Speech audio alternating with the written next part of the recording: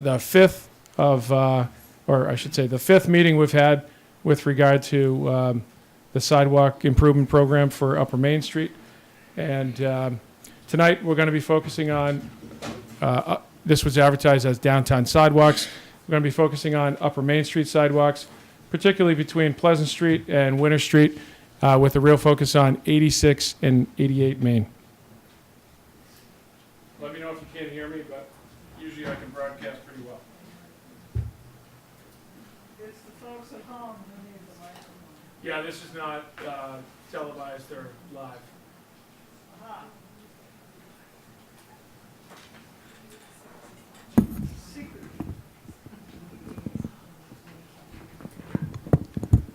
All right, so with most of our transportation projects, our Town of Nantucket Complete Streets policy is something that is our core commitment. The dates, and this is published through the Plus Department, something that the Select Board and the MPEDC have adopted, and basically is our recognition that with transportation, we try to cater to various modes. This DPW maintenance project has several goals. Number one is to improve safety, which is primarily focused on removing the tripping hazards along the sidewalks, to improve accessibility where reasonably possible, and that means seeking waivers to the federal ADA standards at the local level, or at the state level, I should say, through the Mass AAB, with variance requests where we cannot meet the strict compliance of the code. Number three is a reuse of existing materials on improved foundation, recognizing that our sidewalks are used very differently today than they were when they were originally installed. Basically, that includes changing the foundation from a sand substrate to a crushed stone in multiple layers. Number four is to accommodate our existing tree inventory and replace as needed with new trees where and when needed. And finally, something that's been recently adopted is a block-by-block construction for this particular project with intense public input before and after.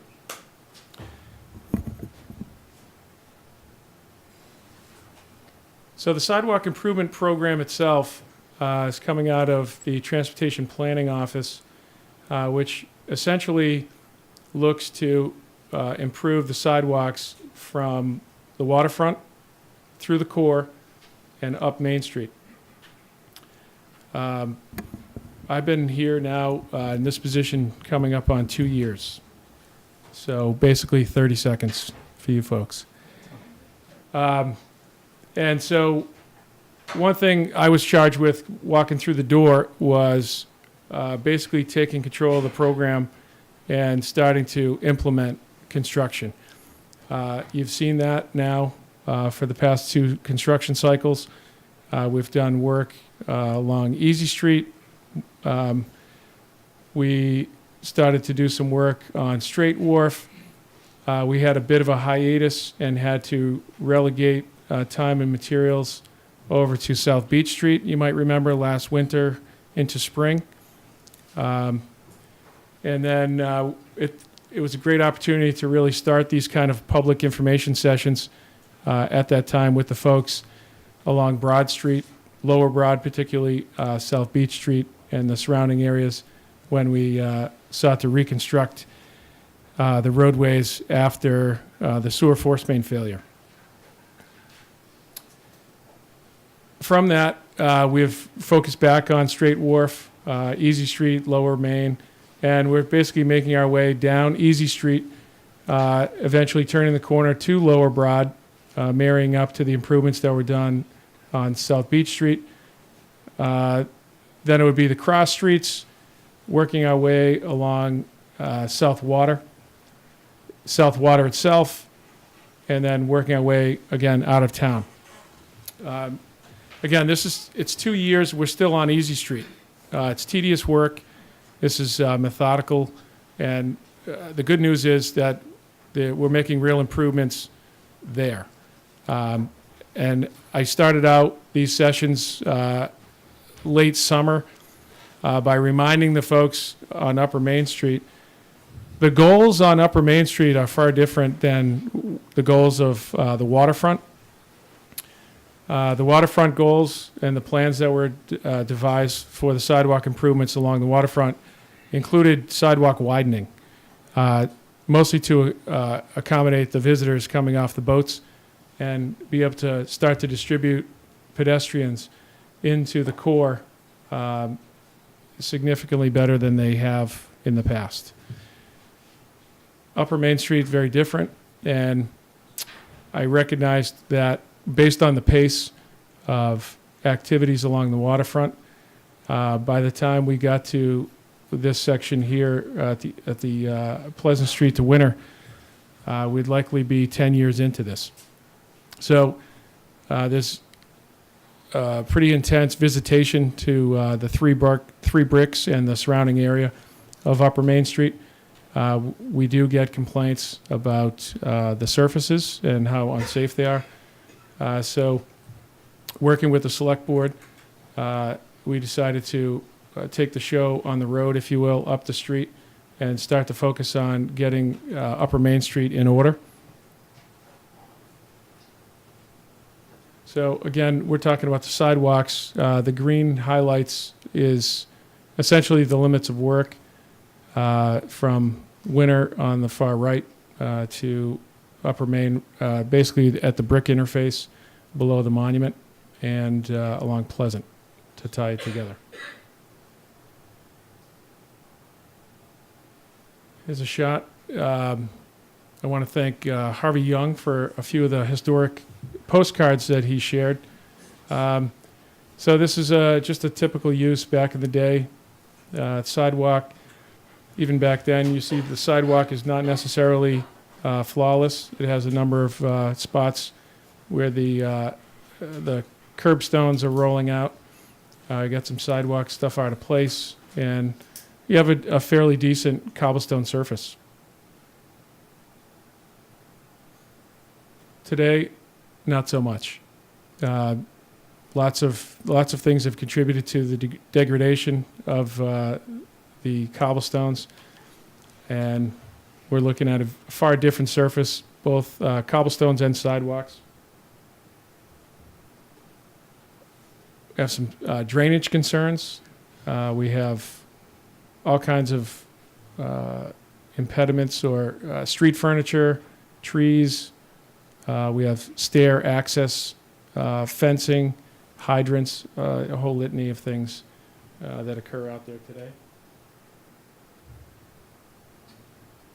And again, the focus up around the three brick area with these beautiful old stones, and they have largely been pushed around and pushed around by the tree roots mainly. Some are broken, some are shifted, and some are actually pretty worn. Whether the original surface, at least the depictions I've seen, have quite a uniform surface for these stones when they were originally set. Some of them have been pretty worn or just undulate really beyond what can be achieved to meet the current accessibility code. So recognizing that, this would be an excellent area where we would be looking to seek a variance to the code. So this is out in front of 95. Nice depiction of the Starbucks house. Enjoying a nice sunny afternoon, and you see a pretty flawless surface out in front. It's a number of current issues going on. We have some sidewalks entering driveways. We have a mix of mature trees with new plantings. We have a mix of materials from precast concrete to cast-in-place concrete to asphalt to stones that are broken, PVC. It's a whole litany of things that are there. We also have a mix of patterns We have lots of underground utilities, access boxes, various materials. Just another shot from a couple different spots, highlighting some of the historic crosswalks. You see this quite a few spots. I think we have, if I remember, 8 crosswalks currently, and they vary from lap together stones like this to the on-edge brick with some edging here, and then there's another shot here with some historic crosswalks. Of course, none of these in the mid-block area have ramps or meet any kind of accessibility. So this is a detail that has been developed basically just to let folks know what the sidewalks that are going in downtown have been based on. And we're using one or the other, Glengarry brick, the existing slate that might be there, or stonework, or Stiles and Hart S&H brick, whatever's there, basically matching that. Wherever possible, we use the existing materials, and if not, it goes back with the same exact manufacturer that's still being made today, the Glengarry or the Stiles and Hart. So the important detail here to understand is simply the foundation. So the contractor is excavating the sand base that is there now down to essentially about 10 inches. And we're going back with a processed gravel. It's a crushed, dense grade material, 6 inches. And then covering that with a compacted 4 inches of stone dust, and then ultimately setting the material back down. This provides a substantial foundation, significantly better than straight sand. Even in the short, not quite 2 years I've been here, the difference between this material holding up and the Easy Street bulkhead brick area that was done as part of the as part of the bulkhead project that was under construction while I was interviewing for this position is pretty notable. That area is already falling apart and just not holding up to just regular foot traffic.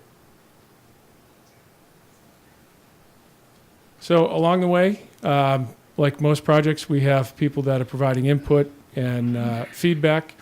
So far this project here, we've had lots of input from you folks from various means. I've had lots of conversations on the phone. I've met face-to-face out in the field, attended other meetings. But generally, the town manager or select board, you can read the litany of parties here. You might be here representing one of them. And we appreciate not just your presence here tonight, but also your continued involvement through this entire process. So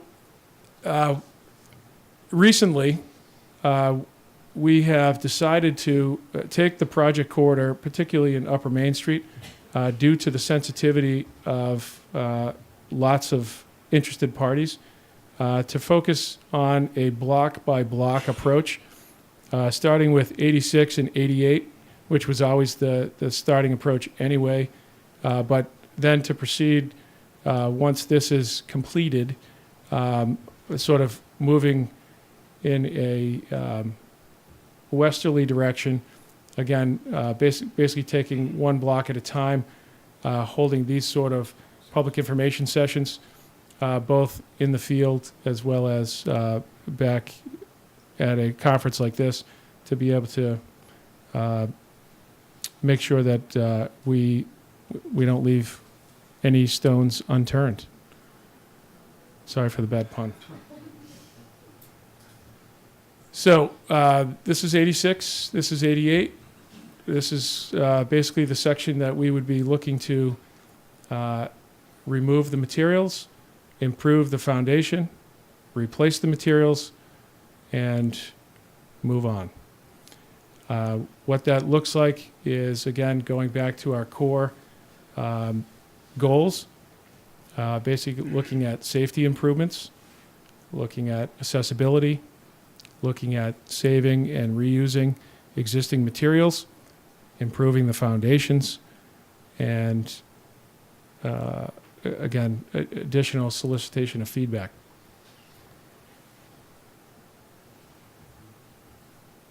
So, again, not relying on one source of information, but we do look at a lot of information that's been provided to us. You can start to see in some of the historic pictures changes to these depending on the perspectives that have been taken. One thing I'll point out, if we focus on the corner here as a discussion area, this is current existing conditions. This is taken from the book, A Walk Down Main Street. If you haven't read it, it's an NHA publication, I believe. It's actually pretty fantastic. Some really good information in it, some good old historic pictures, and actually it was a really good introduction to your wonderful Main Street while I was interviewing. So picked it up, read it through, and a lot of the stuff is really good information. What you'll notice here on 86, that's different from today, and this is from 1964 according to the book. There's a pretty high raised curb here, and no access door to the basement. We've also been given pictures of what this stoop used to look like, and I believe the homeowner is in the process of modifying this back to the way it used to look, with a curved approach on the corner here and a circular return or a spiral return at the end. So there was an old street sign post back in the curb here that's no longer there, but this curb here has changed since '64 into this mess right here. There's some pretty good stonework that's still intact up here, and largely a lot of the rest of this has been modified, broken, and sort of fit together. There's a lot of curbing that's falling into the street and has been backfilled with some concrete. There's some precast concrete curbing at the returns here for the driveway. And those sort of things really don't fit the historic character and would be intended to be replaced as part of the project. But you can see that an attempt has been made somewhere in the recent past between '64 and today to soften the edge here and sort of provide a smoother transition to the crosswalks here. There was no door in the picture there in '64. That's here now and certainly provides egress to the building. So working together, it's our intent to take a look at this entire stretch. There's a tree in the next picture. Next picture here, this is 88. It's a little bit more difficult view, not as clear, but it does show a crosswalk here in granite laid flat.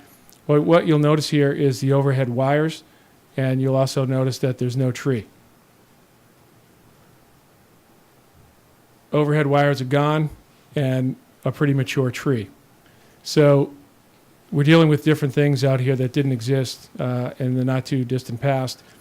This one specifically is a non-compliant access width that we're going to need to seek a variance for because moving the stoop was not something that the owners were interested in. So, and taking the tree down just doesn't make any sense. So those are the sort of things that we were seeking variance for through this process. This is the detailed sketch plan that's been submitted with our application for the 86 project, and this gives a detail of the basically putting the cobblestones back for today against the curb, the reset surface. Again, the nice thing about the 86-88 stretch, and I'll get to that in a minute, that was chosen specifically because it's sort of representative of the project up here on Upper Main Street in two ways. It has it has brick on one half in front of 88, and it has stone in front of 86.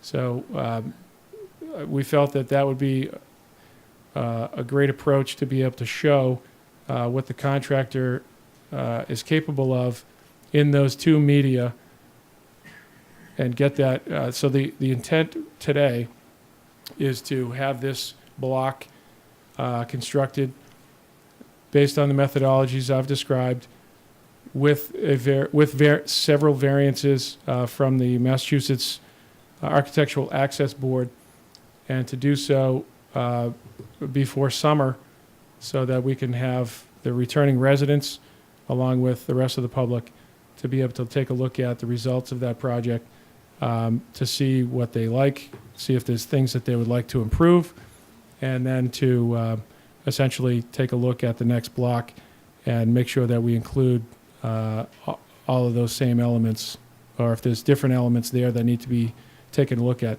This is a quite a corridor, and we're looking at it as it's really custom work. So again, the focus here would be 86, 88, particularly because we have stone in front of 86, brick in front of 88, and that's the approach. I know there's lots of folks here tonight, and I'm sure many of you are eager to speak. Ask you to come down one at a time, grab a microphone this side or that side. If you could just state your name and go at it. I'd love to just basically say, if we've heard it once, if we could just stick to new topics for discussion, that would be a better use of everyone's time. And we're happy to call on anyone who's got expertise or interest in weighing in on the topic. Thank you very much.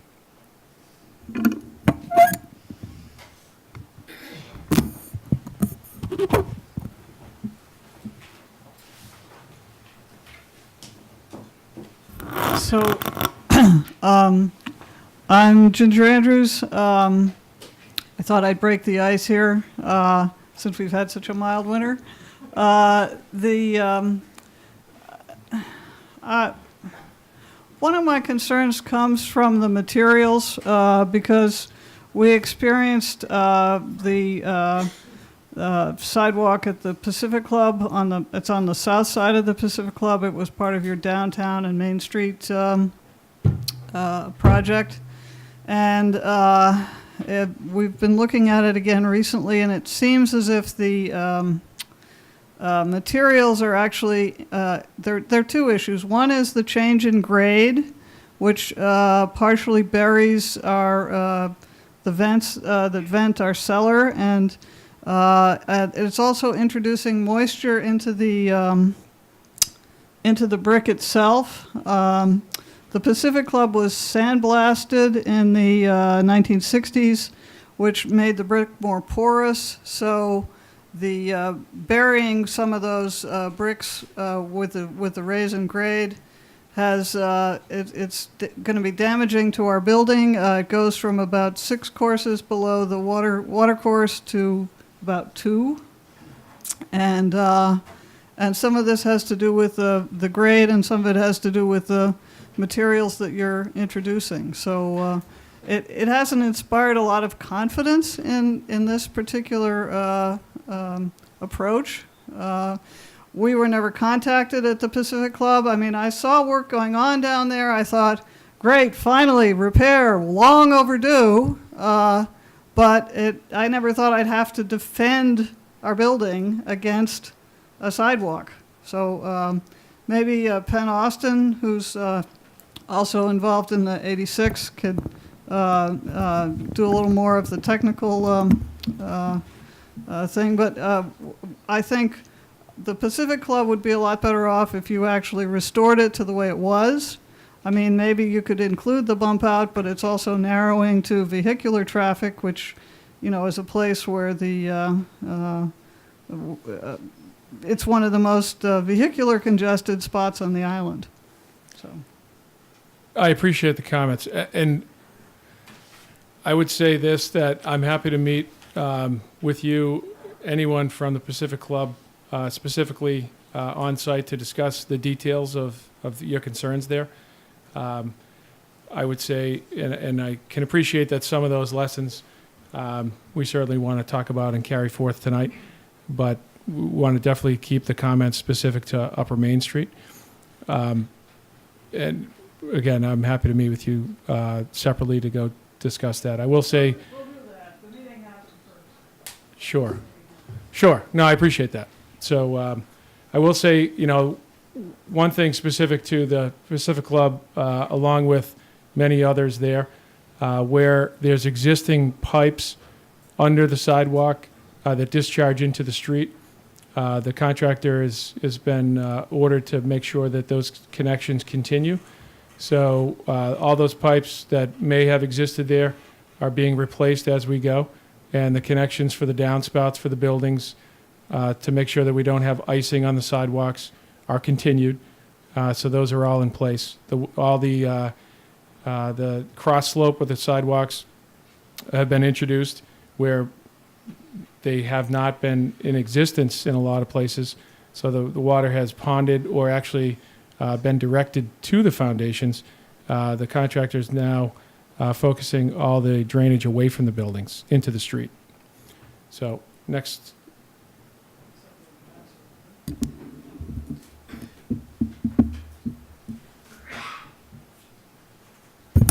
Thank you, Rob, for the opportunity to speak. My name is Patrick Tafe, and one of my concerns is, and we do have to go back and include what's been done on Lower Main Street. It's relevant because the historic brick and stone have been removed. I don't know where they are.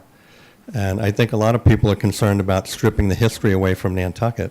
And no one, I don't think anyone would object to straightening curbing, leveling bricks and stone, but removing it, I think a lot of people will object to.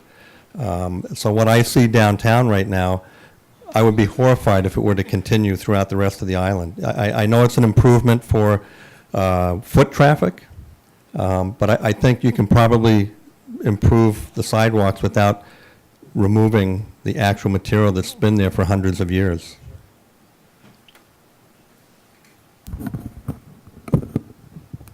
Thank you, Patrick. I think that's a really important point, and I think it's one that it's tough to come back to say with many of our projects, both here and stuff I've done before. It's easy to say, hey, go look at this or go look at that as an example of what to expect. Here, the quality of the construction is sort of what I would direct folks to take a look at, as opposed to sort of the disruption to what you would consider the historic character. I can appreciate that. To my point is the introduction of new materials is it was out of necessity at those locations. The foundation, most of the curbing that we found was really not conducive to putting back in service to be able to stay in place. So what we're talking about is reusing the same exact materials where they are, lifting them, improving the foundations, and putting the material right back.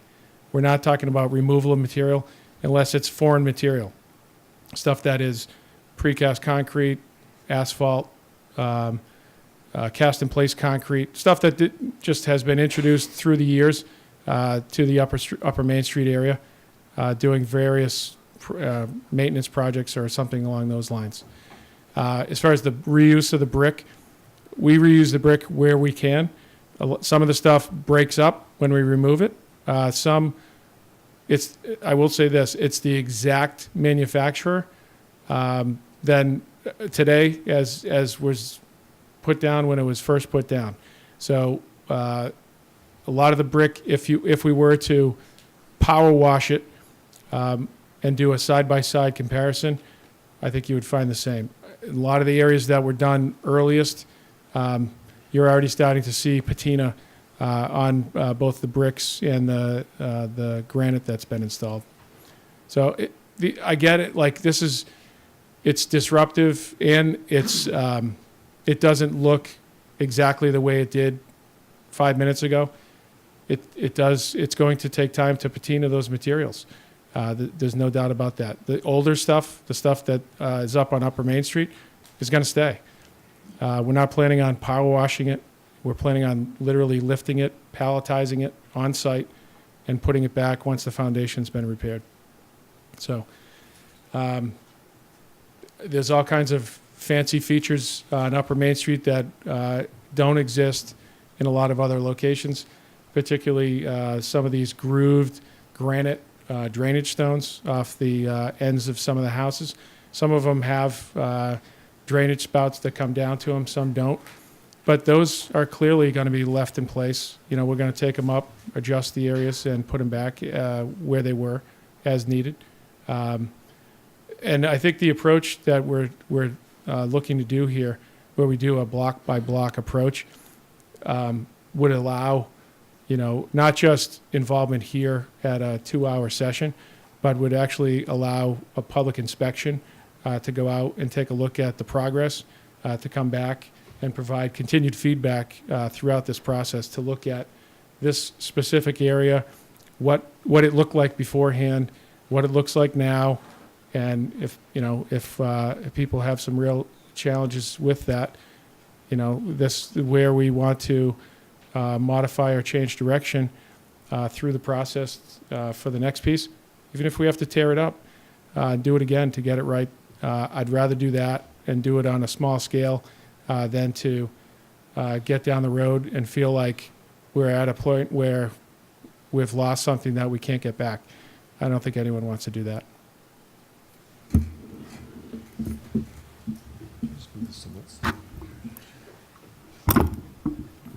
Hi, James Cabral. Is the same contractor going to do that job at 86, 88 that did Main Street?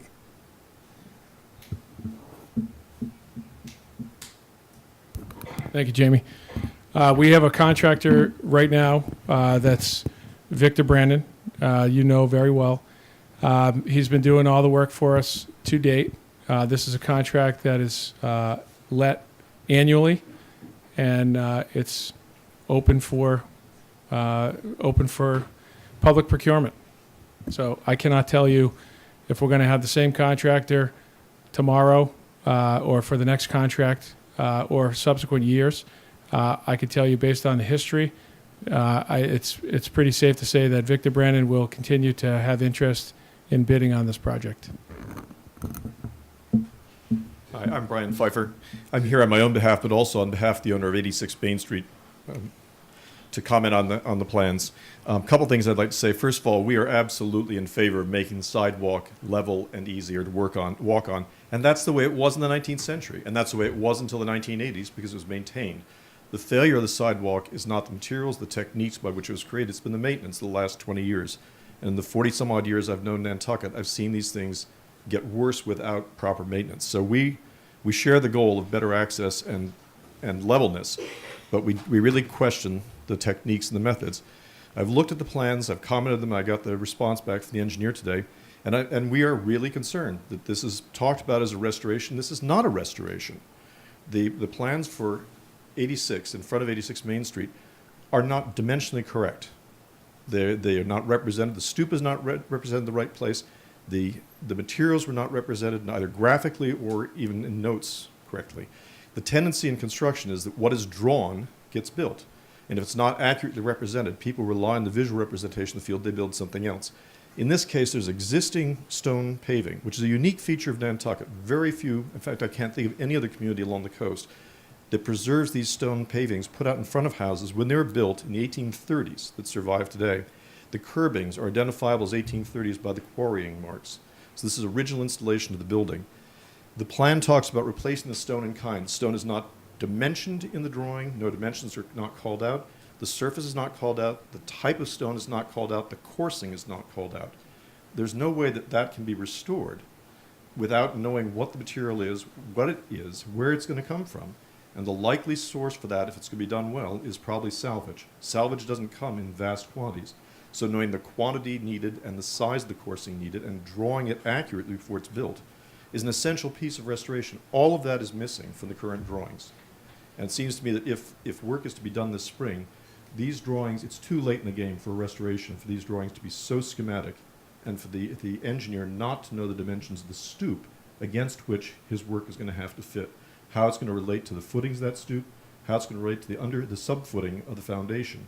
And those foundations around there are fairly shallow. So if you go down 2 to 3 or 4 inches right along Main Street, you're into the stonework of that foundation, something that was never meant to be seen, something really out of character with the character of that street, which was an intentionally formal street.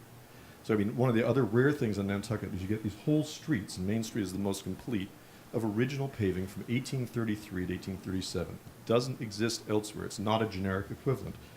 The plans for the curbings are drawn as generic equivalents.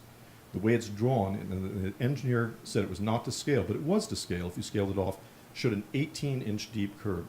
These curbs aren't that deep. They're 8 to 10 inches deep. They're 2 1/4 inches wide, not 4 to 6 as the modern ones. So if that drawing is implemented, all the original curbings get heaved out because they cannot be installed the way it's shown. So our concern is that the planning and the drawings as they exist now are inadequate to do a proper restoration of the project, and we would really like that to be slowed down and get the materials in advance so that when the work is done, we're not told, well, the stone wasn't available, so we matched it approximately. We didn't really match it well. And I think the character of the town and the street depends upon that level of detail. So we are in favor of improving the street and the access and the leveling, but we're not in favor of denaturing the materials. Thank you, Brian.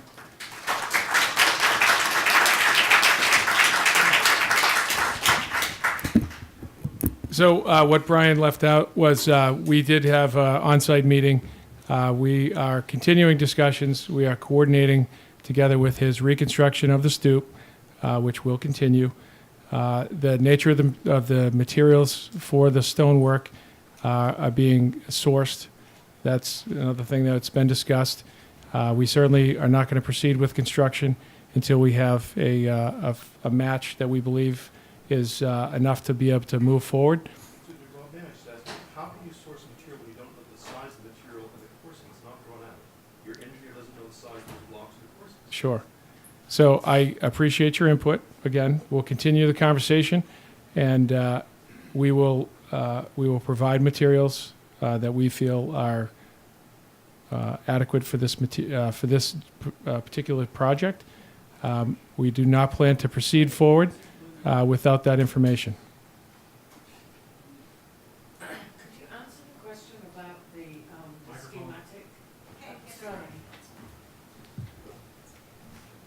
Could you answer the question about the schematic of the curbs? If the intention is to retain the hand-hewn curbs and your schematic calls for an 18-inch curb?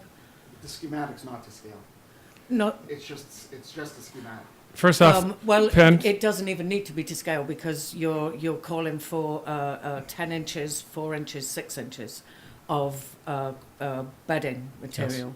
So how you can attain that with a curb that isn't, you know, if you really are intending to reuse the original materials, you can't approach it schematically. It's got to be approached. the schematic drawing that was shown and has been submitted, that is specifically for variance for the slopes for the surfaces to the MAAB. That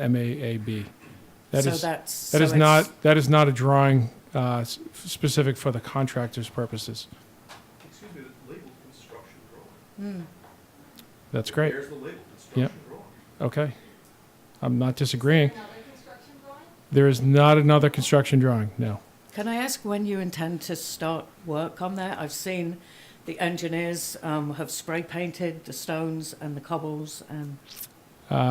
No, those are probably dig-safe marks for a project that was planned for 86 Main. That's, I believe it's underground utilities associated with your project. I did put some marks out there when we were surveying. Yeah, Okay, you were surveying the pictures, right? gotcha. So do you have time scale? We do not. Again, my goal was to try to get something in place for summer. So we're working to get Will that. you be informing people when you are intending to start work? We will when definitely the be work happened at informing. the Pacific Club, the business wasn't informed, the owners of the building weren't informed. And I'd be interested to know if you're going to actually undo some of the potential damage from raising the grade of the building against a wood-fired old softer brick, because it really is going to be detrimental to it. So I think liaison with the abutters and with, it could be a very useful thing if we have some communication instead of We will just showing up and we will getting- have lots of communication. Absolutely. Good. Thank you. Thank you. Hello, Kevin Kuster at 83 Main. I kind of want to cut to the chase a little bit because I believe that this island has a process for reviewing this, and it's called the HDC, and that this process that you're running is intentionally going around it. When the DPW has been invited to the HDC and hasn't gone there and has expected them to come, I don't consider that a partnership. To go and change the geometry on the lower end of Maine is a complete disregard for the history and the fabric of the island. And the DPW and the town has a responsibility to make sure that the integrity stays together. We have enabling legislation that protects these things. And to go on and say that we don't have to participate with the HDC is, ludicrous. This is a structure. It's historic. People are concerned. So let's take this thing back. Let's run it through the process like the process was meant to be. That way everybody knows. They're all posted meetings. We don't have to rely on when you want to have a field meeting. People are concerned, so let's take it back and do it the right way. Thank you. Thank you, Kevin.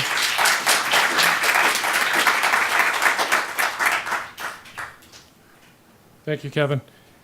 As I did mention to you at the first meeting, I did reach out and talk to town manager. Town council has made it very clear that this project is not subject to HDC. Let's hear it. Let's see Okay. it. And secondly, That's counter to the legislation. secondly, we've had HDC involved with the last 4 meetings. They were here tonight. There's several members here. There was an official meeting held at our last public information session. We are taking input from HDC. We've met recently with the chair, with the town manager, and that's the approach that we've taken. So I appreciate it. We are continuing to get input from and seek, comments and feedback from not just HDC, but many of others, as well as individuals. Rob, forgive me, I don't mean to be argumentative, but you're seeking input. We are very concerned about the very specific stones for that building, and we're quite prepared to help find them. But all we've heard from you is, well, we're gonna get a match, or not match. I've worked in restoration for over 40 years, and every time I hear that phrase, every alarm bell goes off, because getting a good match requires patience and knowing what the thing is and investigating it. So it sets off all of our alarms. Sure. Because that building and that Main Street deserves not an approximate match. It deserves a really good match. No, I totally agree with you. The goal is summer. Brian, if I cannot find, excuse me, if Why? Why does it have to be summer? I didn't say this summer, I said summer. Be more specific. What I'm saying is, we're not gonna lift the stone until we have a match. That's it. It's not, so. Again, I appreciate the feedback, and that's something new to me. I haven't heard that. I withdraw some of my concern. If you commit to saying no lifting the stones that occur until the match is there. Absolutely. drawn out what's gonna be No, done, that's, so, it'll give us much more absolutely. peace of mind. No, and I think part of, I did use the word adequate. Yeah, I'll make sure I throw that word away. But the point is, Brian, that I think, again, I understand you have a job to do. We have committed to working together to make sure that the stoop gets installed where the sidewalk will be, and that the sidewalk will meet the standards that we're talking about out front. May I just say one last thing, and I really will try not to be argumentative. No, I appreciate that. The restoration is very particular to a specific place, a specific set of dimensions. And the drawing I've seen, I would not accept from a student if they handed in for a project from this, from your engineer. He should have measured all these things to the precise place, but the stoop is not accurately dimensioned. I'm not sure how he can predict the effects of all this. And that really sets me to worry, because it's a tiny area. I've measured it. I know what it is. Sure. Why doesn't the town have a detailed drawing and lay out the thing we can agree what the pattern is and say we're going to restore what's missing and repair what's salvageable? Sure. Well, I don't know if it was your email or Michael Mays from Preservation Trust about the patterning, and I'm quite interested in meeting to talk more about the patterning. So we'll be happy to talk about that. As far as the plan goes, my understanding is that the plan that's before the AAB for consideration is schematic in nature. That's what's required for them to make a consideration, and Is the plan before the AABs have been submitted? it has been submitted, yes. Was it reviewed by Compass before it was submitted? It was. Is Nikki here? Did you review the plan? As far as I know, Rob, we haven't actually seen a formal application. Okay. So it hasn't been? So you submitted it without a commission on disability reviewing it? They've been involved the whole way through here. So Have you been involved? Through Boston, it's been submitted to Boston, yes. because it was recently, maybe we just haven't received it yet. I haven't seen it. Well, Shouldn't you must see any it, of- shouldn't you see it before? We have a question over here. Thank you. Robert, I really appreciate your willingness to meet with us at the Pacific Club, and a statement that you made that you were willing to pull it up if it was wrong and put it back right. So, but there's one other red flag that arrived earlier in the meeting that's sort of, been percolating in my mind, which is that this meeting is not being videotaped and recorded. And you've got to realize we love our town. We love our Main Street more than anything. And it affects not just those of us who live there or who walk up and down the streets. It's every visitor from every country and every language that comes to see Nantucket. Nantucket is a world-famous destination. And the thing about the original materials is that they're authentic. And if we lose our authenticity, we've lost everything. And that's really important to us. So I would hope that future recordings would be made, because if it's not recorded, you're not achieving the goal of transparency.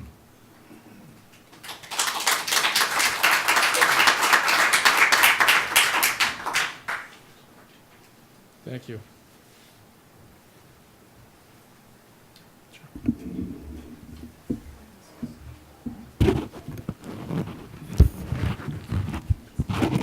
Thank you for holding this meeting this evening. I'm Alan Reinhardt. I've been chairman of the Roads and Right-of-Way Committee for the last 11 years. And about 4 years ago, we did a downtown sidewalk survey. We spent 2 years literally going up and down all the sidewalks that exist in the core district of the downtown area, including Main Street. We had a scale of 1 to 5, as far as the condition. We recorded the surface, whether it was flagstone, brick, dirt, whatever it might have been.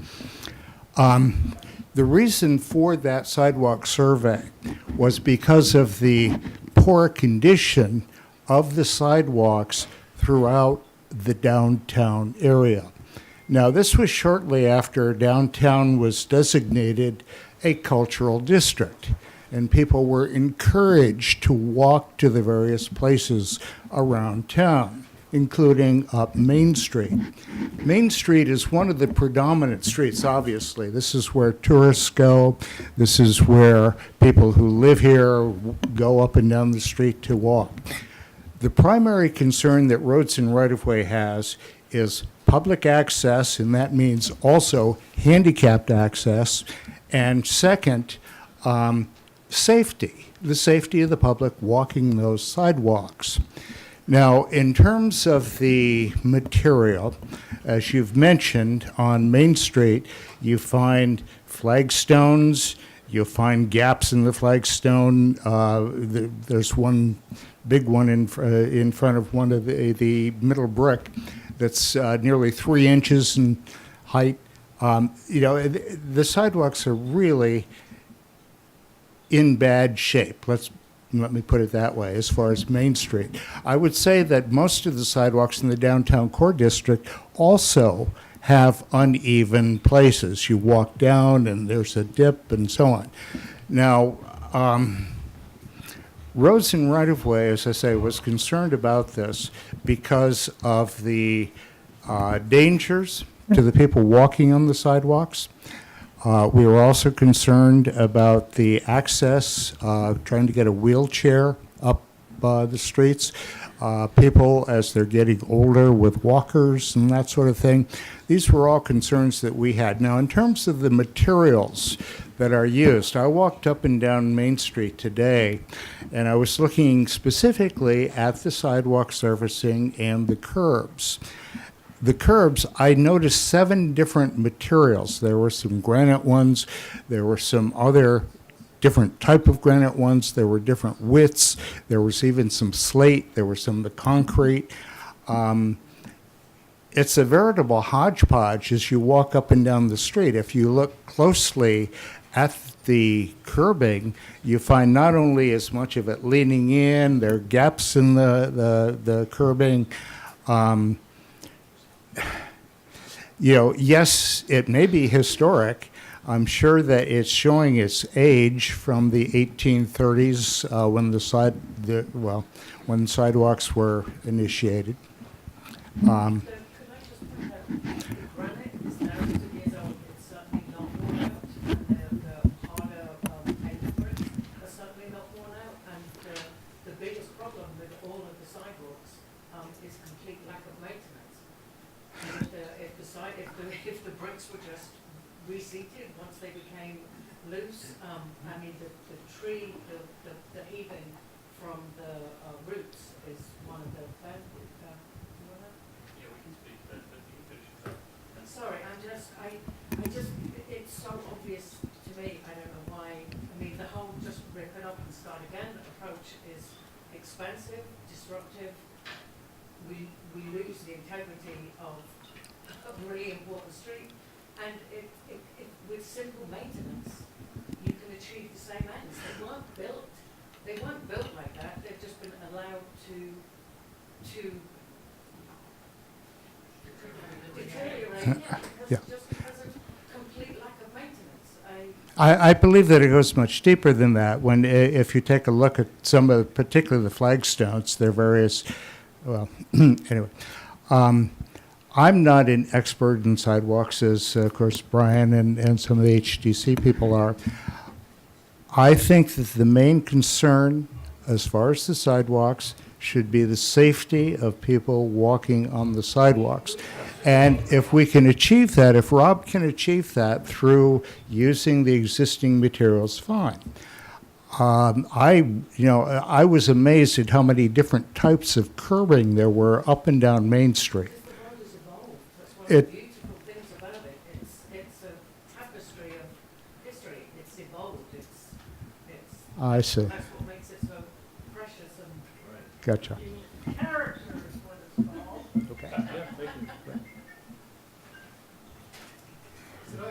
I'm sorry, I promised not to speak, but I lied. Could I just comment on that a little bit? I understand what Alan's saying because things are in a hodgepodge state. Those curbstones and all those details. Brian, you're being so argumentative. Well, I'm sorry. The curbstones, are part of how that street was laid out. The houses before the street was created bought their own paving, and they set up their own curbstones, and you can identify them as being 1830s. The town formed its first highway committee in 1934, and they announced it was useless to continue repairing these sand streets because they washed out every year, and they had to haul sand, so they decided to create commissioners of the highways. They've called them something else. There were 5 of them. They didn't do anything, and they all agreed until we get ready to pave, we should do nothing. And the first thing they paved was Main Street. And this is not a dime a dozen, and it's not, uniformity is not anything this town has had. And so the kind of repairs done here, it seems to be, if they're going to protect Nantucket, and what's really unique about this place, the thing is to go in and make a very selective thing. Some of those curbstones are broken, there's no question. So you selectively remove the things that are broken, you replace them to match as best you can, and the change becomes minor and incremental instead of wholesale.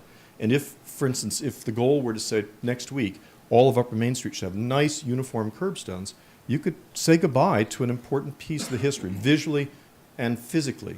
So I think one of the things that troubles us, or troubles me at least, and the owner of 86 Main Street, is the creation of uniformity in a place that has amazingly interesting lack of uniformity. I totally agree. Totally agree. So there's so many different intricate pieces to that unique character. And I think, once again, taking this approach that we've talked about, where we're going, intending to go block by block, would really allow us to take the really necessary time to really scrutinize each and every piece of this puzzle as we go up and then down the sidewalk. We're, again, just to reiterate, we're not in a rush. And I think that was actually, might have been Kevin's first comment when we first met at our first meeting at the end of the summer. What's the rush? There isn't a rush. My goal was to try to get this section done so that not just everyone who's here year-round, but also the visitors and the residents of Upper Main Street could come down and take a look and understand that care is being taken and that we're looking at this really with a microscope to be able to bring the challenges of trying to provide not just safety, as people have been looking for years, but to really take a look at accessibility, to now deal with a lot of the tree roots. We haven't talked really much about the trees. There's a lot, and there was a lot of discussion at our second and third meetings about the trees specifically. Once again, it would be a very simple project if we were to simply lift up the stones or the bricks or the curbstones and put them right back on that approved foundation. But we know right off the bat, as soon as we start pulling some of this stuff up, we're going to encounter tree roots. And that's a whole different ballgame. I'd love to have Dave Shampoo or another member of the Tree Advisory Committee come on up. We've been talking about this, and we'll continue to talk about what to do and how to treat a scenario when we start to run into tree roots, which we will. We know we will. And it's going to be a case by case. Like, again, this is a fully 100% custom project, start to finish. And then we have cobblestones next. It's not. I look at the Pacific Club and I want to weep. It's not. It's generic and. Sorry. I was going to comment, but I'd actually think maybe the tree advisory group should speak now, and then I'll hold my comments.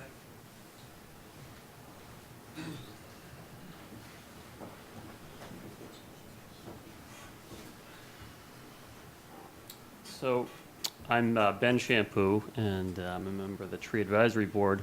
And we're here really to answer questions and sort of give some input on what we've seen so far. So the Tree Advisory Board was inactive for the last few years, and it was really this project that kind of woke us up and said, okay, well, this is very important. Let's mobilize and see how we can be involved in some best practices as it relates to, rebuilding some of these streets, sidewalks, leveling, dealing with the tree roots, and some construction practices that are more evolved in other cities and towns. There's a lot of work that's been done on urban forestry and different structural soils and different construction techniques that I don't think a a lot of our local contractors are aware of. So we're trying to work with Rob, and I got to say he's been very receptive to our input on how we might work together with this. So at first blush, we heard that the cobblestones were to be removed. There was to be an excavation of, 2-3 feet, crushed gravel, pavement possibly, concrete possibly, for a bedding for cobblestones. I said all again. That's the worst thing that could happen to these trees. So we started talking, and Rob and I met early on, and he said, "I'd love your input." And I said, "All right, well, let's get the board together and let's start talking about what we might do to better this project." And so we've come up with some construction protocols for this. It's not finalized by any means yet, but we have some techniques that are fairly simple. There's a tool that we use in the arboriculture field that's called an air spade. And an air spade is basically a compressed air wand that acts like a shovel, but it doesn't disrupt any roots, or you can run it right over your foot. And what it does is it loosens up soil. It allows the contractor to get in, possibly remove stones, remove curbing, remove cobblestones without disrupting a root system. So you basically have tree roots that can stay intact, and then you have the opportunity to use a bedding material that is appropriate for the tree to be able to grow again underneath a pavement, or sometimes pavement, not in this case cobblestones or brick or stone or whatever. We're still in the early stages of this, so we haven't had any discussions with contractors specifically, but we do have some information that we're working on. So, questions from any of you guys right now would be very helpful, or concerns, or. How would you approach the problem of root heaving on the pavement? Well, the interesting thing with root heaving is root heaving happens because the roots, they're looking for their path of least resistance. So their path of least resistance is in between the cracks of stones, maybe in the airspace between the stones and dirt. Because the substrate is so compacted, you really get roots that are not always the most important roots to the tree, but some of the newer ones that are growing on the surface. So if you were able to go in and be able to cut cleanly some of the bigger roots on the surface and create a path for the roots where they are best suited to grow underneath with the use of proper structural soils, then you could potentially have a flatter area to work with. And how would that fit in then with the idea of a solid underlayment for that? Well, so a structural soil works like this. It's a, I wish I had a detail for you, but what it is it's a rock, gravel, like a very large, coarse gravel. And it is made with a coarse gravel, a polymer that allows water to percolate through that, and then a soil that has a nutrient value to it. And it's all mixed together. And the rocks, if you picture two angular rocks going together, there's a lot of pore space between it. The soil then fills those pore spaces, but it allows for compaction that would be suitable to put brick over, or put cobblestones over, or even pavement in city applications. And you don't think that would interfere with the water source for the trees? The water, that is really what it's designed for. It's pore space. It allows water to perk down through it to the root system. It wouldn't percolate through asphalt or through concrete? No, for sure. We're talking about not using asphalt or concrete at all. That's off the table totally. Rob, is that true? Right now, we're focused on sidewalks. We will be talking more about cobblestones down the road. I mean, I could say, in my mind, it's off the table entirely. Yeah.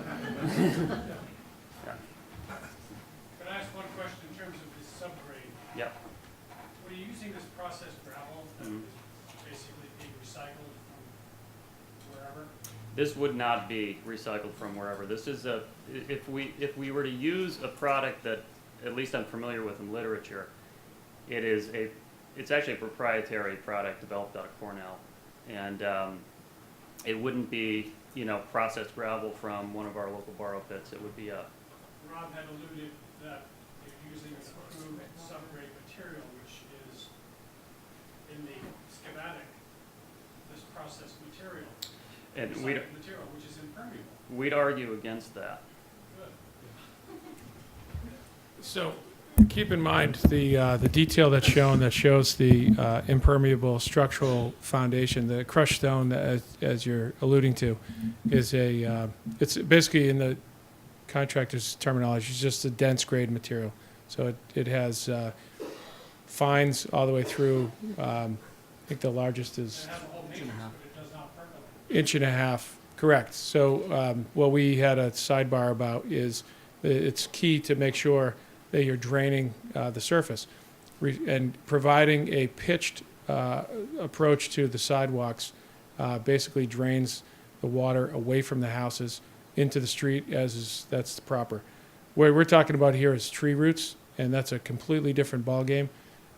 What we're talking about is a standard detail versus developing a separate standard detail just for encountering tree roots.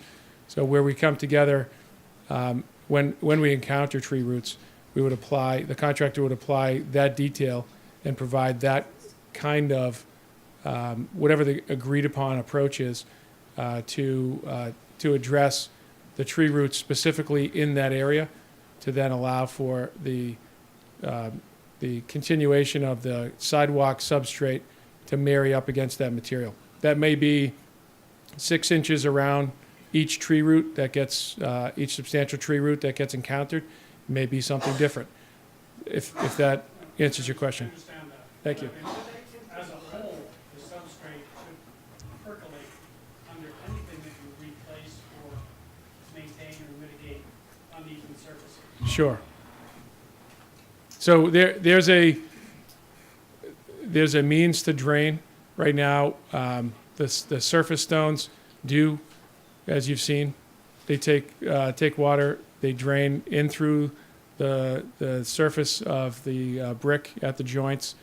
The majority of the water washes off and goes into the gutter and washes away into the closed drainage systems, but it does allow for moisture to pass between the bricks and into the substrate. But aren't you using sand and cement? We are not. In the drawing? No, Described brushing the bricks with sand and cement? we're not using cement. Cement is actually... Why is that in the drawing? Cement is actually being used in Portland, probably because that's where cement originates. But there are other communities that are actually using a combined material of cement. They're basically putting in dry cement and letting it harden up in the substrate. Yeah, but then that's going to reduce the percolation. Yes, we're not intending to use that. We're intending to use dense grade crushed stone covered with... Any of your plans, actual plans? I'm sorry.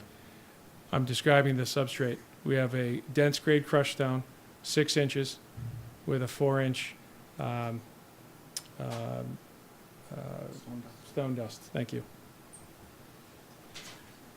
So just for clarification, as it relates to the trees, there is a sort of standard for critical influence around a tree, and you can use a simple calculation, at least for the critical root zone, which is the diameter of the tree at breast height. So for every inch, you want to take a foot traveling away from the trunk. So a 10-inch diameter at breast height tree would give you 10 feet out from the trunk on each side. And that typically, that would many times get to the drip edge of the canopy too. So as it relates to the sidewalk project, you have some areas that are going to be that you're going to want to protect heavily, but there are also some areas of sidewalk that can probably be done with a different construction protocol. Is that fair, Rob? Yes. Yeah. Any other questions for me? How long is that nutrient material that would be interspersed in the, if I understand it, in the spaces between the bigger rocks? How long does that last? Well, it's a soil that these pore spaces are pretty big, so I think that it depends on the volume of soil, and the volume of soil that's called for, at least in the specs of this, is pretty robust. It's about 3 feet deep, you know, and then to the edge of the drip line, or the edge of the canopy of the tree. So it really is designed for the life of to provide for the life of a mature tree. Yes, sir. Being a tree town, USA, and some trees have been taken down, not replaced. Mhm. Is there going to be allowance for replacing those trees to get back where it was originally intended? The fact that trees cut off, would it be addressed to Yeah, you replace the can- trees? You want to answer that one? What Sure. So from my perspective, I'll let Ben speak for him. So absolutely. In fact, in previous meetings, we've done site visits and talked to some specific homeowners and said, there's a stump here today. Would you like that removed and covered with brick, or to reintroduce another tree? We're offering it first to the homeowners to weigh in. They're the ones who have to live with it, right? What we're saying, we'd like to introduce more trees, and we're finding that some folks are open to having plantings either returned or planted anew. This is the time to do it. Certainly, we may have good intentions, but until we go into those areas to find out exactly where subsurface utilities may be, and we're working with the public and private utilities to locate that stuff ahead of time as best we can, based on available records. So we will see some new plantings along the corridor. We have already entertained some areas near the top of this project that may see some adjusted curb line to allow for additional planting space to try to help limit the girdling of some of the trees as they mature. So, thank you. Ben, you want to follow up on that?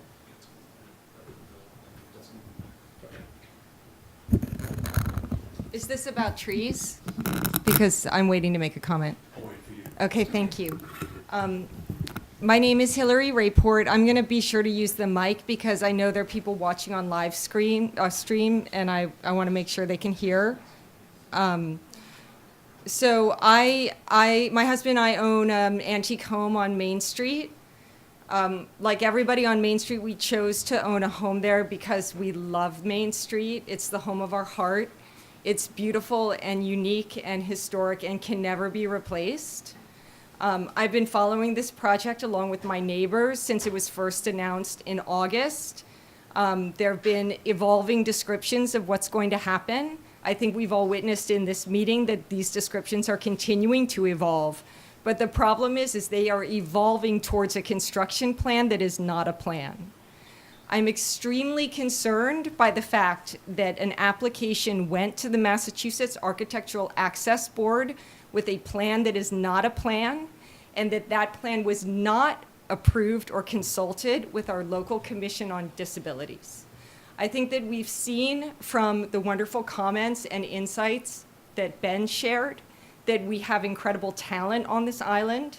We know our materials and our community and our people very deeply. And this project is being led by people who don't have that knowledge. So to every extent that we can bring in people who have that knowledge, it will be a benefit to everybody on Nantucket. I hope that during this meeting we can hear from the Commission on Disability about exactly to what extent they were consulted. I also want to say that there is a well-known process for applying for variances. The Massachusetts Code 521, which is what we need to comply with when we remodel or touch or alter our sidewalks, is very specific as far as grade, cross slope, running slope. it's important to consider accessibility, and we have to repair our sidewalks. But there is a process to apply for variances, because it is an absolute truth that Main Street will never be CMR 521 compliant unless we take out everybody's stoops and everybody's trees. So we have to decide, how do we set ourselves up for success? How do we make sure that we have sidewalks that are both accessible and historic? There's a well-known process for this.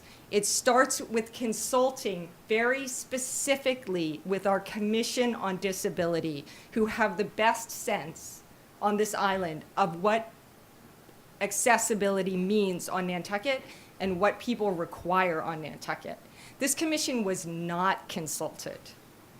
Secondly, we have a mass... I'm sorry, you can't just spout falsehoods, okay? Oh, am I spouting? Is that what I'm doing? They have been Thank consulted. you. They've been in process. They've been involved with, I think, every meeting that we've had on this process. And DPW continues to work with the committee, as well as all the other parties that are listed and have shown here tonight. So, I want to state for the record that I'm not spouting.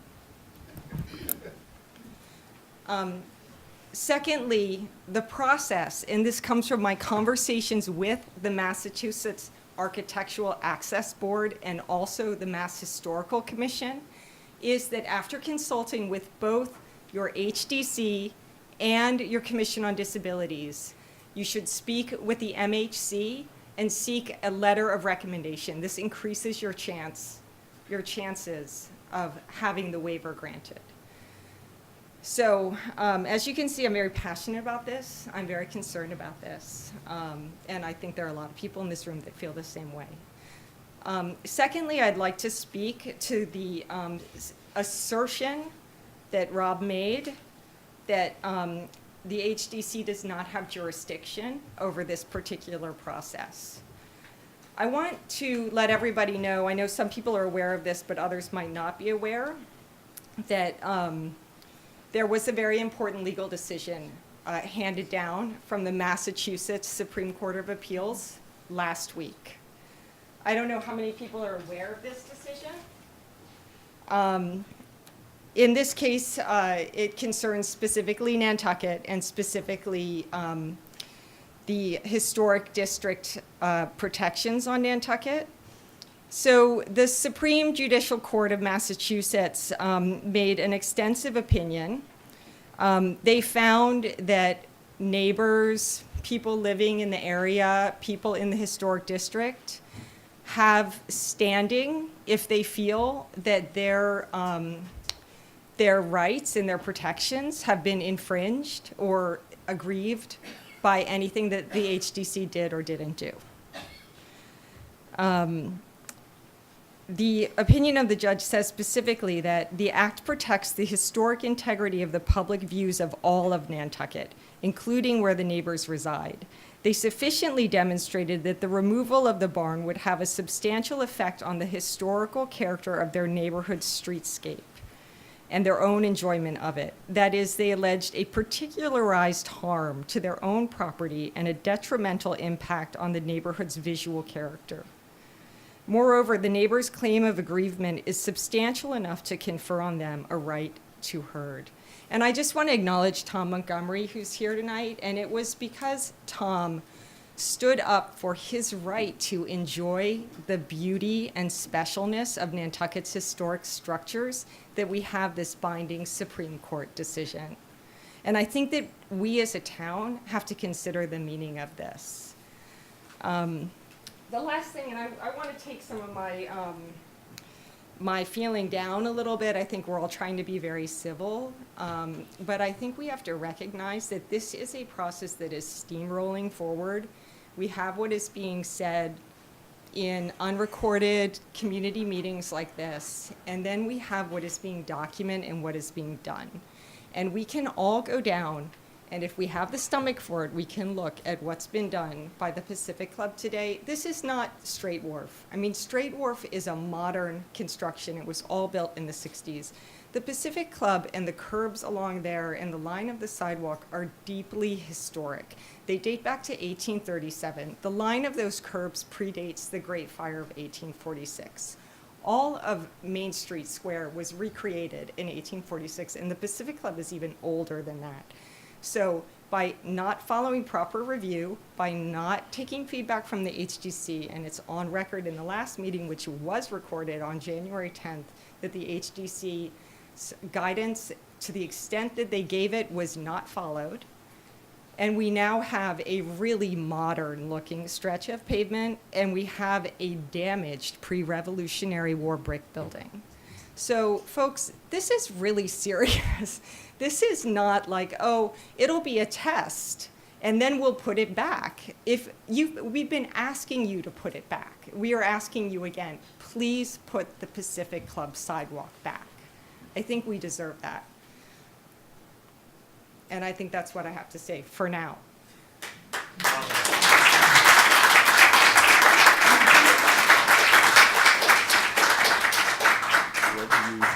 Are we good?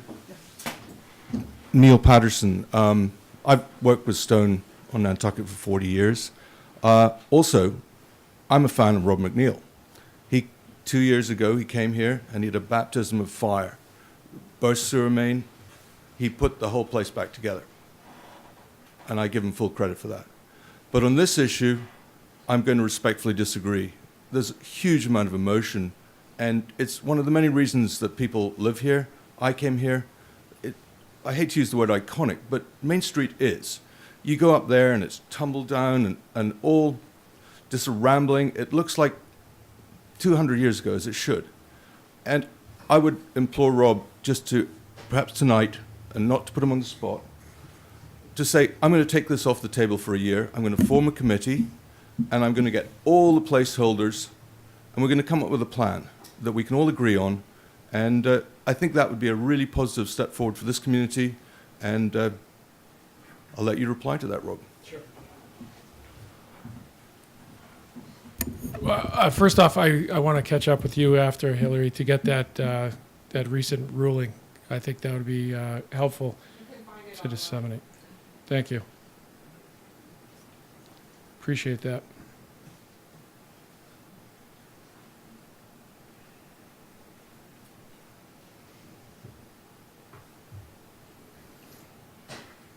To Neal, thank you for the kind words, and I'm happy to put this project on hold as long as it's necessary to get this done properly. As far as I'm concerned, this was an effort to improve an area that was really at the end of the sidewalk improvement program.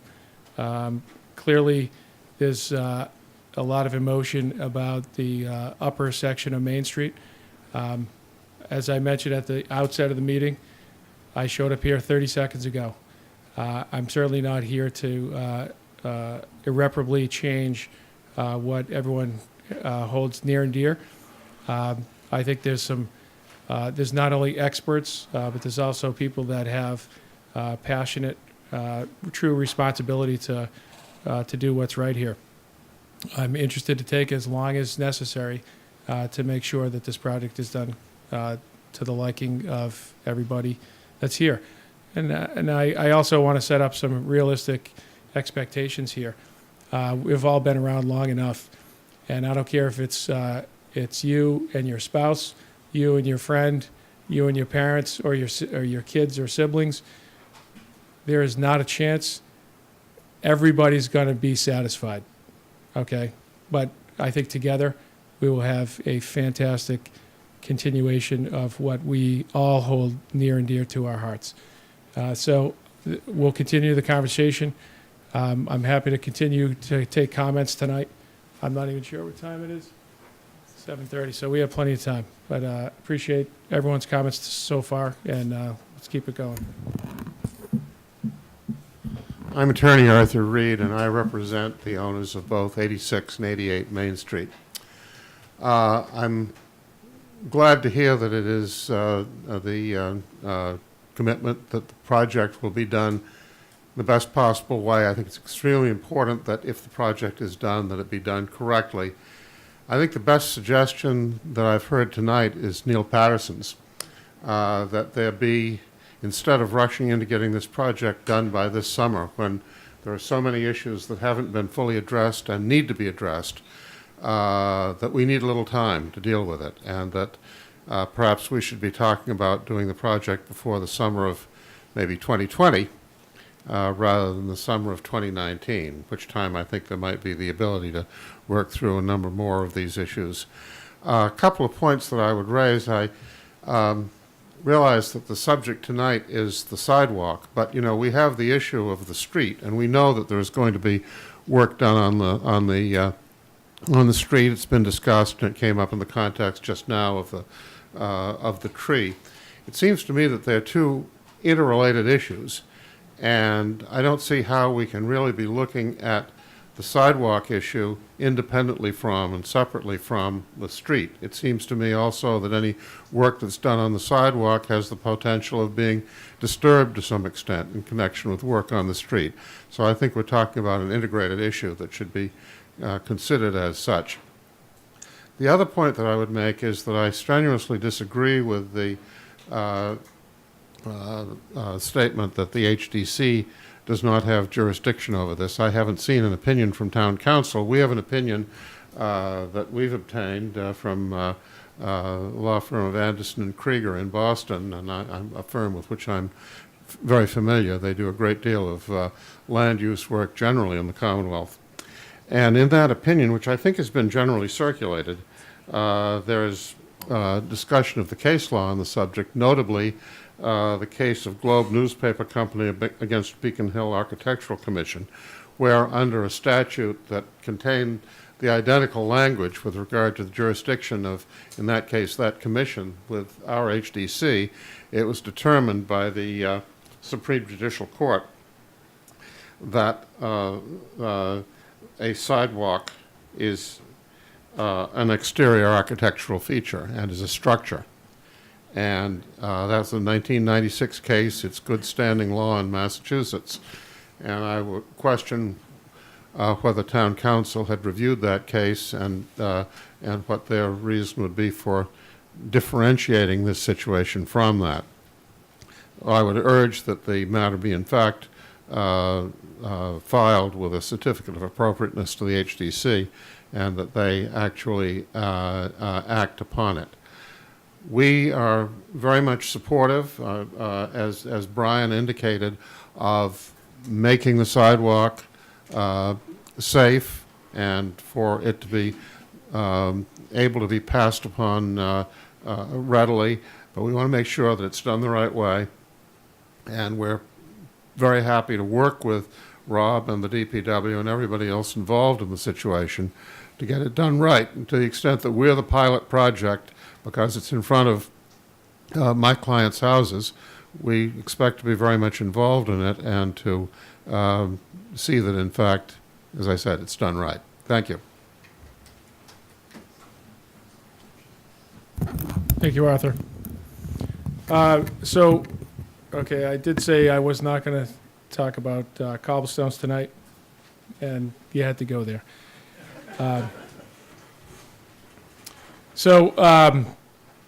With regard to cobblestones, I would agree to some degree that they are integrated. But as you've seen in the work to date, cobblestones are disrupted in a minor fashion with the resetting of curb.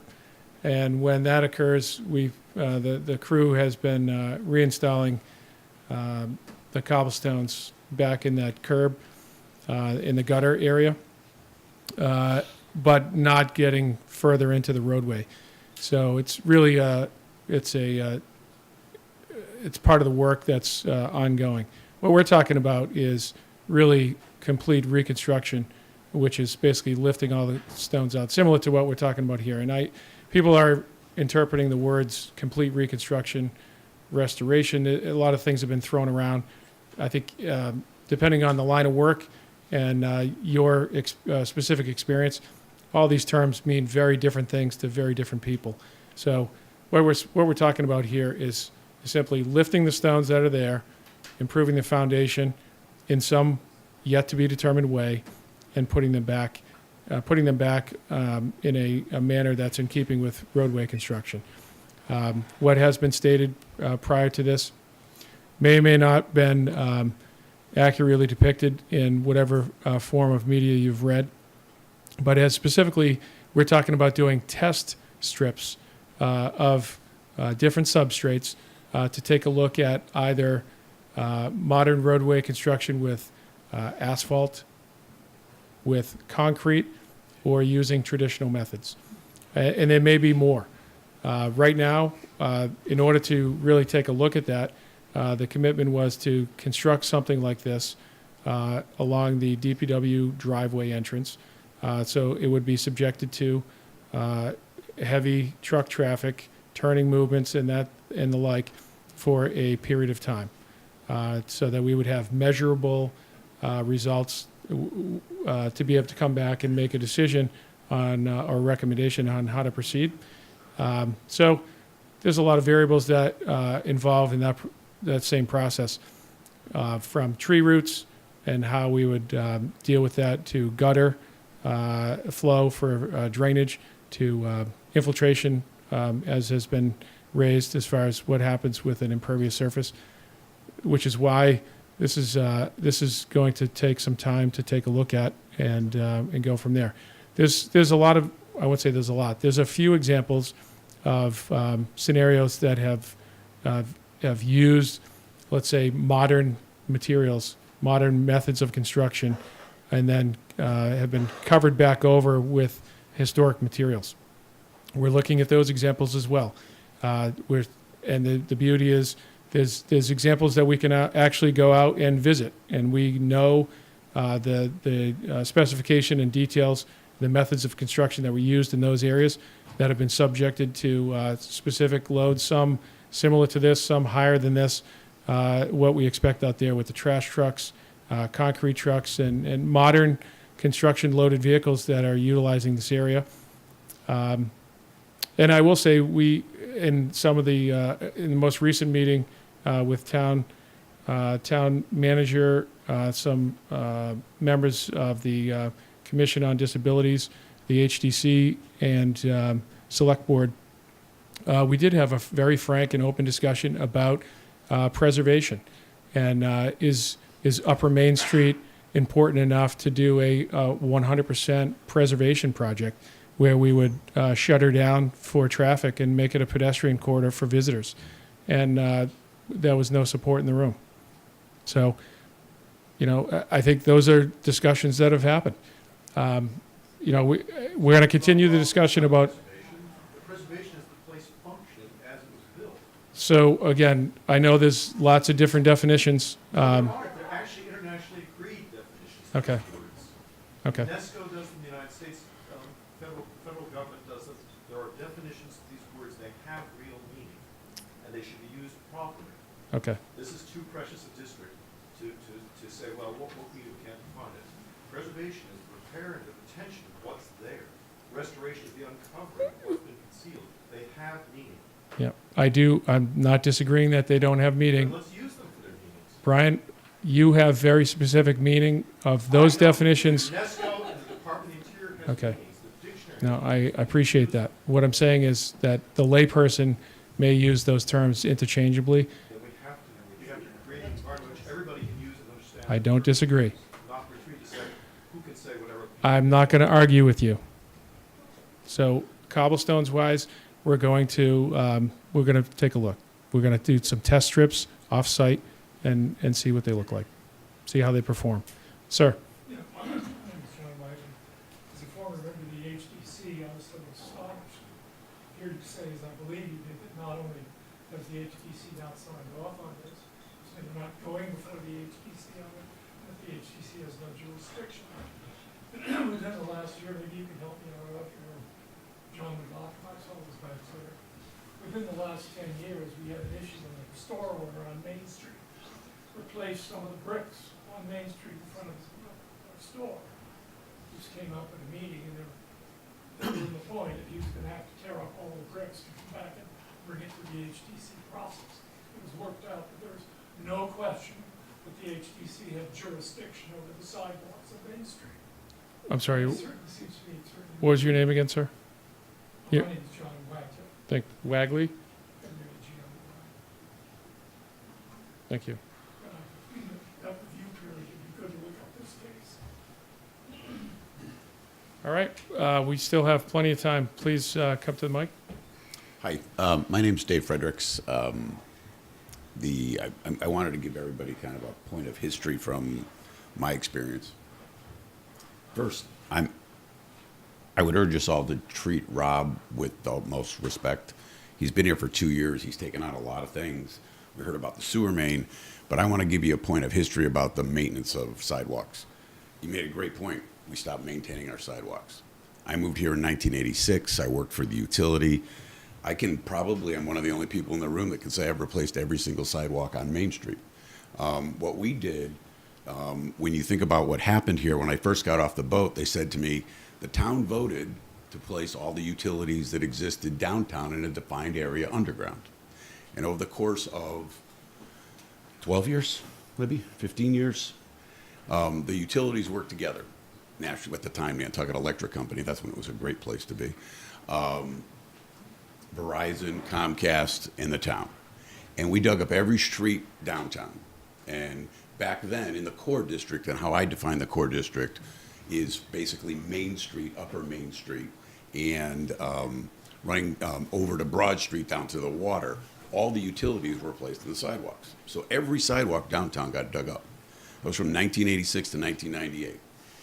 Did not touch curbs, or we replaced the curbs that were there with the curbs that we took up, put them back where they went. And those sidewalks were put back down. A lot of what is the middle ground of what we're trying to talk about. We reused what we could. We replaced about 50% of the bricks because the bricks got either damaged or broken in the process. It wasn't Dave Fredericks or Nantucket Electric. It was the combined group of utilities. We had, without exaggeration, 30 meetings like this. We took some sidewalks with input and made some improvements for access because at that time, we were both young and not a lot of people thought much about what to do with ADA issues and so on. And the island, frankly, back then probably thought it was exempt from everything just because we were Nantucket. And so we applied a little bit of common sense, a little bit of practical engineering, and off we went. And so I think the practice of pulling up bricks and reusing them, but starting out with the idea that I'm going to put in some kind of sub-base and I'm going to think through how to set it up is something we know how to do. I think it's a good lesson for all of us to think about.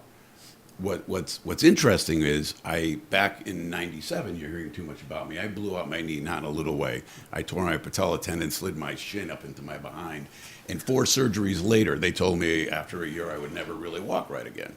I didn't accept that. So people who know me know that I walk 5 miles a day every night, and my wife's mad at me right now because I was supposed to meet her at 7. And we do it downtown, and there's not a street I don't walk every day. And so to everyone's point, we can't lose sight of the fact that Rob's taking on something we've ignored for 40 years, which is we want to maintain and come up with a long-term plan. We need to work on giving him good guidance. We need to help him get what he's trying to get done, because it is something we need. If you've ever walked down there like tonight, there are places where it borders on danger. And we need to get it right, stable, and fair. And we need to be considerate of who we are and what we think and we love about the island. And we've seen it work because, again, we put back all of these streets from Federal Street to portions of Broad Street to Center Street, and we reused curbing and reused as much brick as possible. And I think tonight's great feedback, and the guy I know is going to listen, and I think, I've heard him commit that he won't start the project.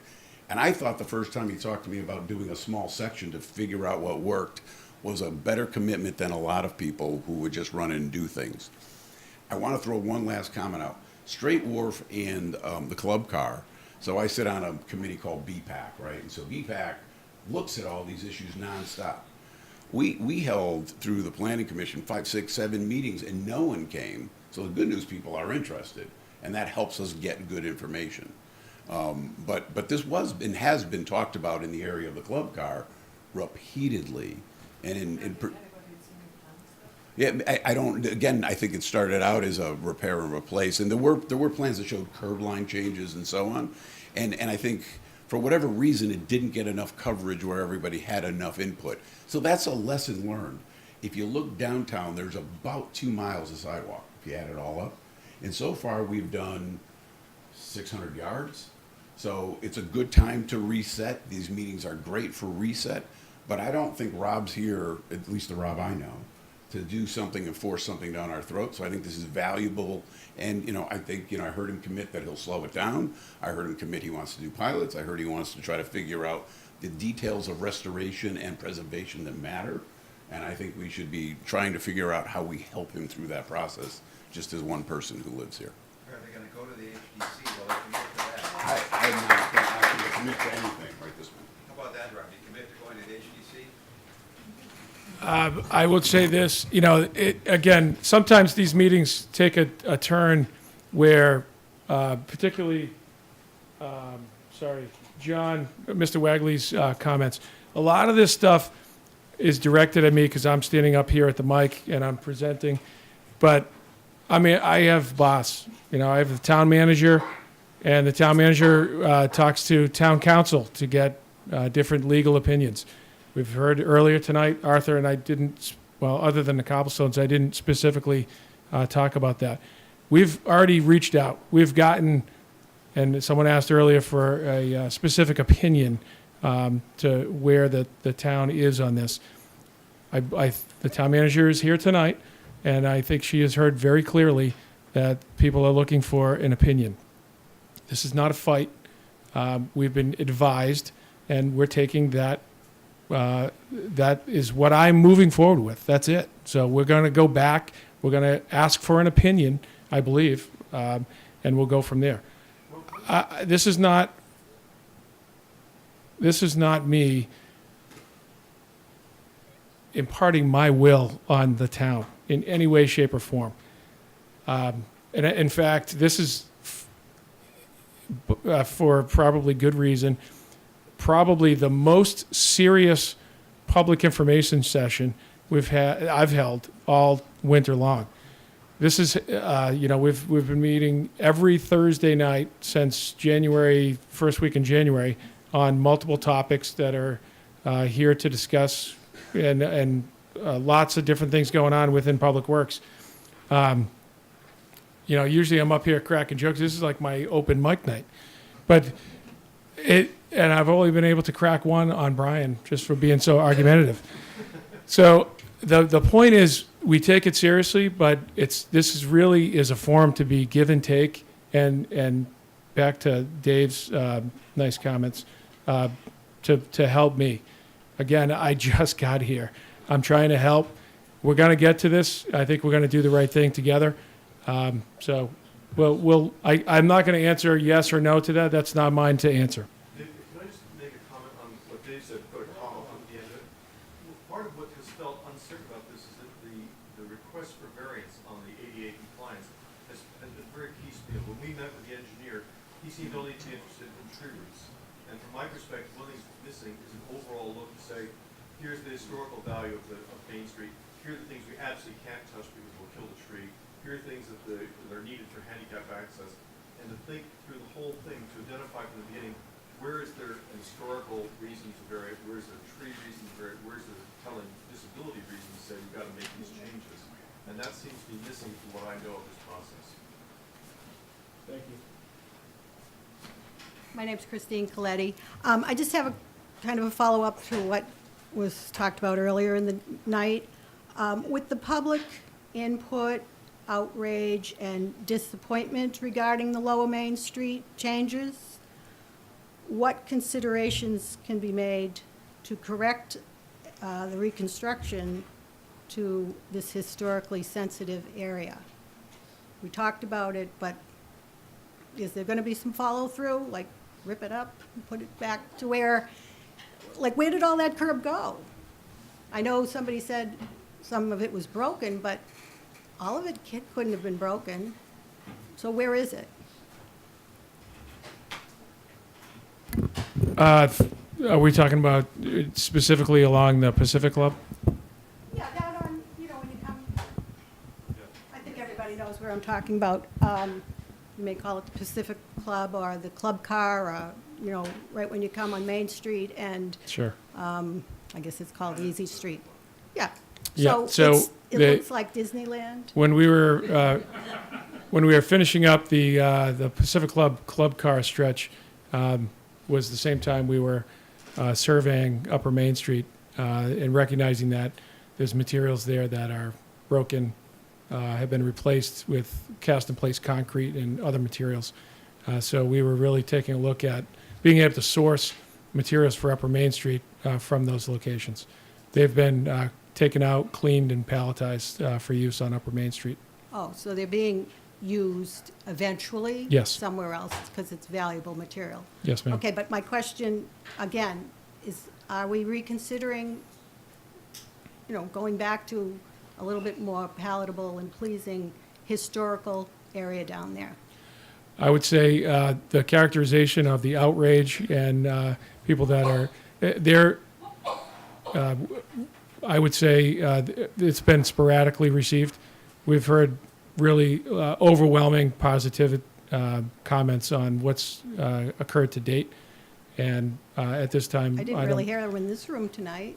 No, I don't believe we have. But I would say overwhelmingly, we have heard very positive for the improvement projects.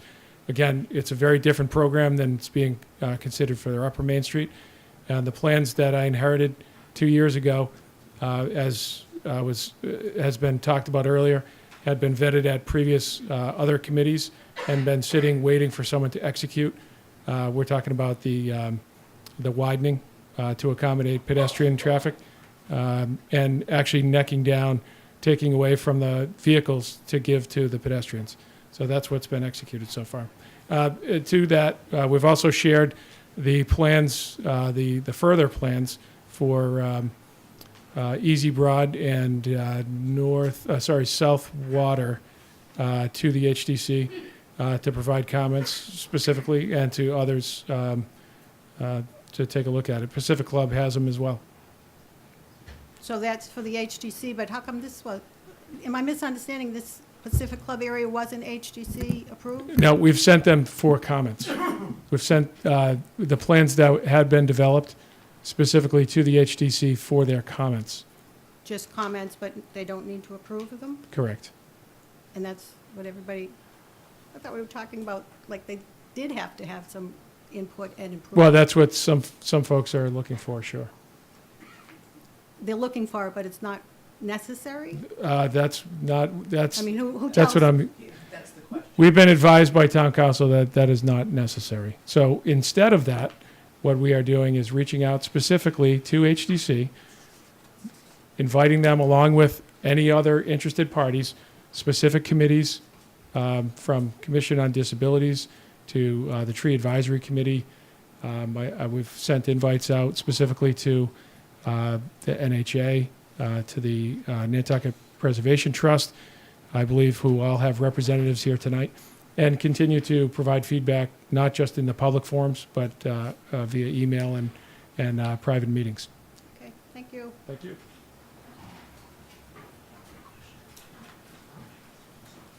Quick question of confusion. So the list of partners that was in your PowerPoint mentioned the butters and the neighbors and partners, you know, the HDC, et cetera. I'm feeling like we're not all partners here. And I wonder, my question regarding the HDC is, if we're trying to work together as partners, why we would consult town council to get around them? Because that doesn't seem like we're having an open conversation to begin with. So are we trying to bypass something, or just clarification? No, it's totally appreciated. I would say my choice of words for the title of that slide was purposely. I believe at the end of this, we really ought to feel like partners. So that's why I wanted to convey it that way. It certainly doesn't feel that way tonight, but I hope we get to there. So no, it's not trying to avoid anything, frankly. It's trying to get my job done. So I've been tasked with getting certain projects completed. I ask questions along the way to get direction to be able to move forward, and that's the direction I was given. Thank you.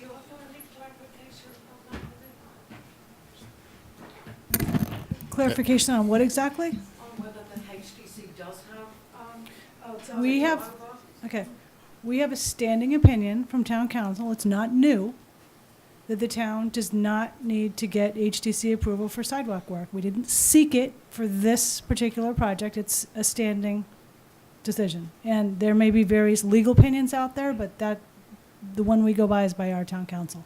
I also want to make one little tiny clarification. I'm not sure where it came from that this meeting is not being taped. This meeting is being taped, just so you know. Thanks for holding this meeting. My name's Mark Godfrey. I'm a contractor on 88 Main Street. I've been there for a while, probably about 10 years.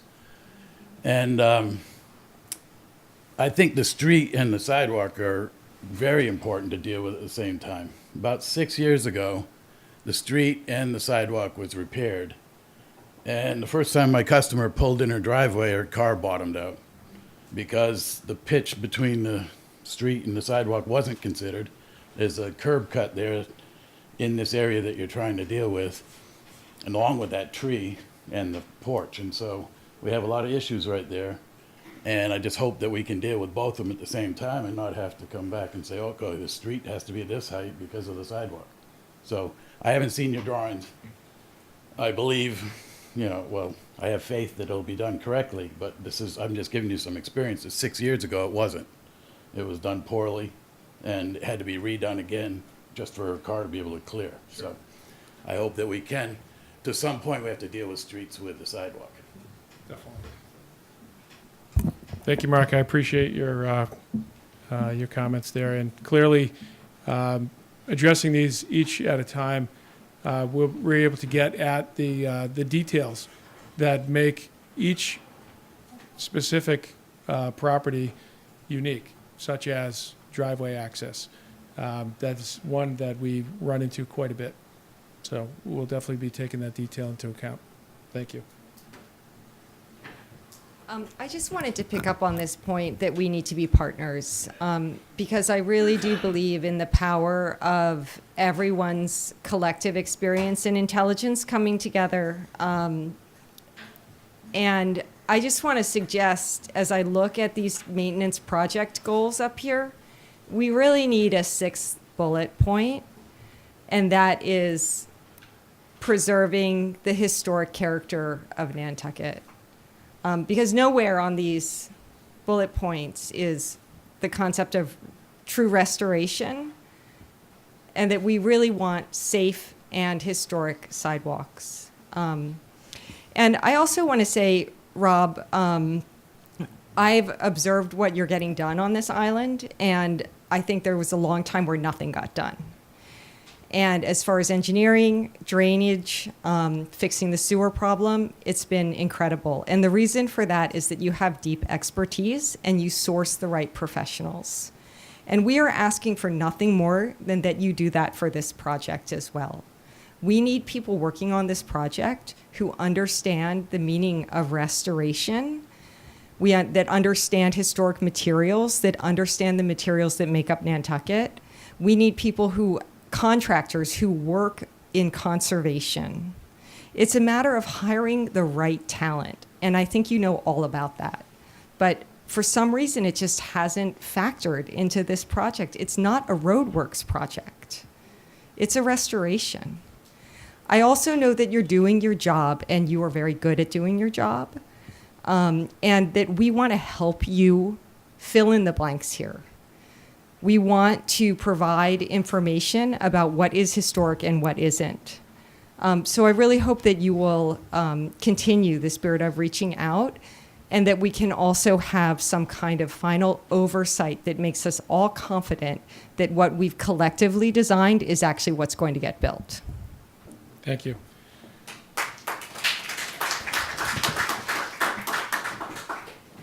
So I will tell you, Hillary, I really appreciate your excitement and input into this process so far.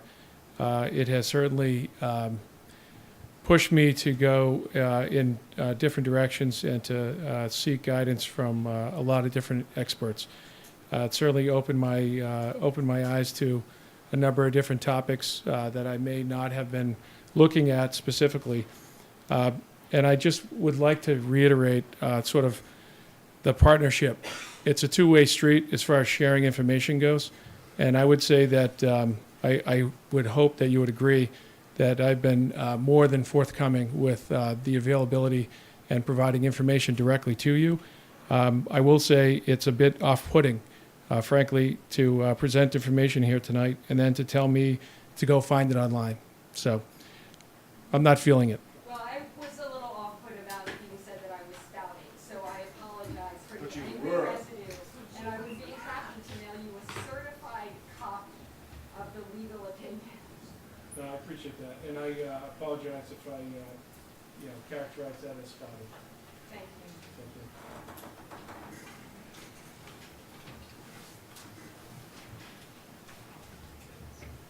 I'll be very quick, but since we're talking about cobblestones, one of the lessons of experience that we've had here is that what gets put down must eventually come up to work on the sewers, which I know you know. So when you're doing the test strip, you also have to figure out how to take it up and put it back down to get to the things underneath.